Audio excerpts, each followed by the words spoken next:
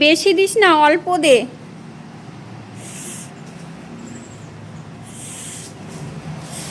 আজকে প্রচণ্ড ঠান্ডা, প্রচণ্ড ঠান্ডা। সকাল থেকে কুয়াশা তেমন নেই, কিন্তু একটা শিরশিরে হাওয়া আর প্রচুর ঠান্ডা। আমার এখন বাজে হচ্ছে কটা জানি, 12টা 40। এখন বাজে 12টা 40।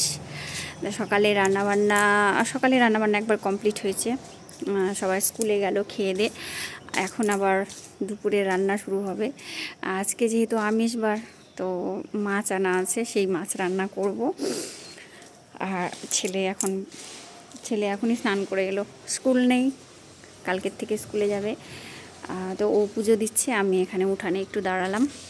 আর এখন একটু ভাবছি সুজির হালুয়া বানাবো, খুব খেতে ইচ্ছে করছে, অনেক দিন থেকে বানাইনি। আর তারপরে মাছ রান্না করব। এই জায়গাটা আমার খুব ভালো লাগে, ওই জন্য ঘুরে ফিরে এই জায়গাটায় এসে দাঁড়াই। আর বাড়ির পিছনেও আছে, অনেক গাছপালা লাগানো আছে, সেখানেও যাই, মাঝে মাঝে ঘুরে আসি। লাউ গাছ, ও লাউ এসছে তো একটা।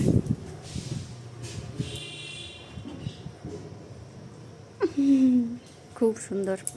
বাড়িতে গাছপালা থাকলে কত ভালো লাগে না দেখতে, কিন্তু পরিচর্যাটাও ওইভাবেই করতে হয়, প্রচুর টাইম দিতে হয়। তাড়াতাড়ি চলে আয়, ঠান্ডা হাওয়া আছে। তো চলো এখন সুজির হালুয়াটা বানাই, পরে মাছ রান্না করব। ভাত করা আছে, ভাত আর করতে হবে না, শুধু মাছ রান্না করলেই হবে।